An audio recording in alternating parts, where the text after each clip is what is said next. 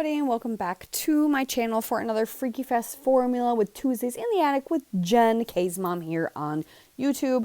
We're working with the December 2018 formula. Now, keep in mind, I am a couple weeks late with this one. It's supposed to be January 28th, I think, or something like that. 29th is when this was supposed to be posted. But this layout was not long. It did not take me long at all, despite the fact that I even dug through all of my scraps to find some more papers. So I have a little bit left of this Paige Evans collection. I'm sorry, I don't remember what it's called right now, but I had that beautiful plaid multicolored paper that I wanted to keep whole, and I had that strip of the bird pattern with the yellow on the back. It's yellow polka dots, so that's going to become my 10 by 2 or 11 by 2, and then the blue paper I'm going to kind of fake it to make it the 4 by 10. I have a little gap behind my photo. You'll see me lining that up, or if you did not already, I think you might have. And we're just going to put that across. So we're just going to keep it simple. And then there's two circles. You have to have a 5-inch circle and a 3-inch circle. I still yet don't have a 3-inch circle die or punch, and I am lazy, so I did not want to get my silhouette just to cut one circle out. So I did find a mason jar lid that was perfectly 3 inches, and I'm going to trace and cut that out of some scrap paper. So my 2 circles are going to be cut from some scrap paper that I'm going to dig through here in a little bit. But I actually don't cut anything out of my process for this one. It took me about 35 minutes to do this whole page, so super quick. Super easy. So now I'm finally digging through some of my scraps, and I found this beautiful pink paper, which I believe is either like an Amy Tan or something. I can't remember what it is. And actually, I lied. It's a 4x11 and a 2x10. Anywho. And then I find this kind of orangey peachy color from, I can't think of what it's called right now, the brand. I can picture it. It has like a little butterfly for the logo, kind of. I had some baby lines of theirs.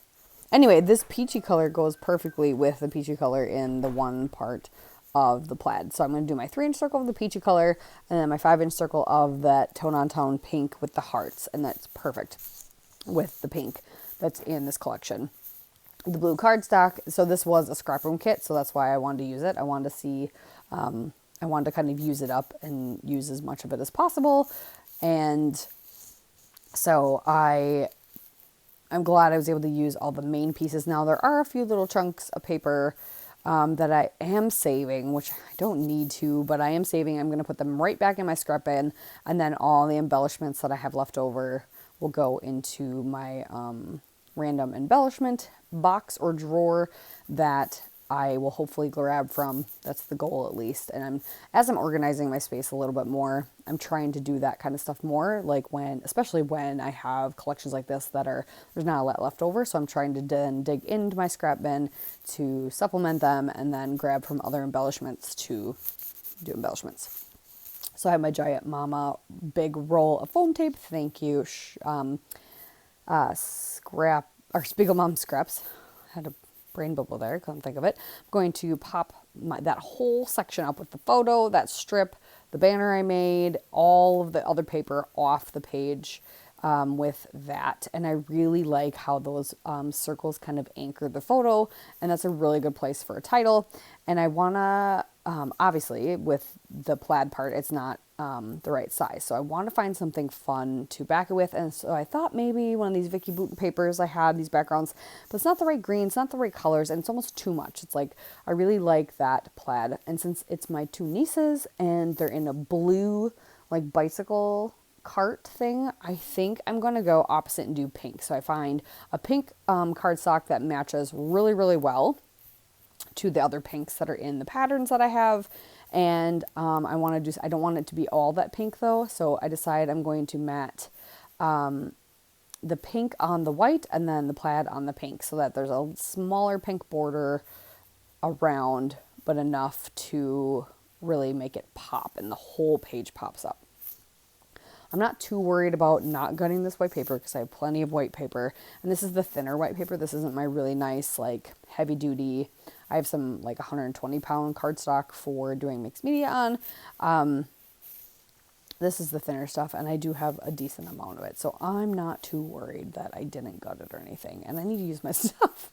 Now that I'm organizing it better and finding better ways to use it, I am organizing my stuff. I am not doing Stampin' Like It's Hot this month, or probably from now on. I need to cut back on one thing. I'm really liking Get in the Shape, that series, but I missed last week's. I'm hoping to get caught up with last week's and this week's, since you're seeing this over the weekend instead of on a Tuesday. So I was doing really good for a while, staying more on time. But now my design tee stuff is going to be late. So I'm hoping I can take that time to get caught up on this stuff and maybe a little bit ahead and work on 30 days of sketches for March. That is my goal, but it's already mid-February, so I'm not going to hold my breath. I don't want you guys to either. I really wish I could make more time for the thing I love, and because I hate when I get out of a crafty funk, but I love when I get in one, and like in a good crafty like boost. It's my favorite thing, but lately things have been exhausting. So I am lucky enough to have gotten a lot of florals when I got this kit. And once again, this was a scrap room kit, so I'm not sure. I don't remember when this was released, but I don't believe I was on the design team yet. This might even be an older one. This might be a design team one. I can't remember. But I was lucky enough to get a bunch of the florals, so I'm going to use a few of them. I don't want to do too overboard. And then I have these Simple Stories stickers that I thought went really well with this collection. So those are my title. I'm doing the Live and Laugh and then 24/7 and using up the little house icon. A lot of good stuff in this collection and in this kit. That blue cardstock is actually from, because it was a scrap room kit too. I would do the tag, and I don't really feel like putting twine on this. I like keeping it simple sometimes because there's a lot of color, so it's not simple in that fact because it's still packing a punch.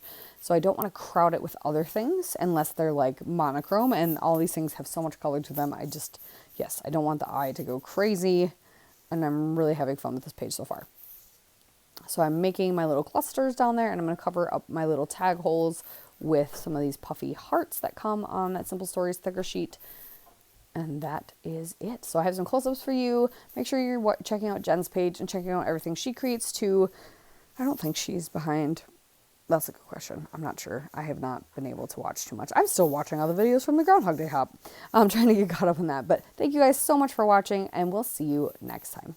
Bye.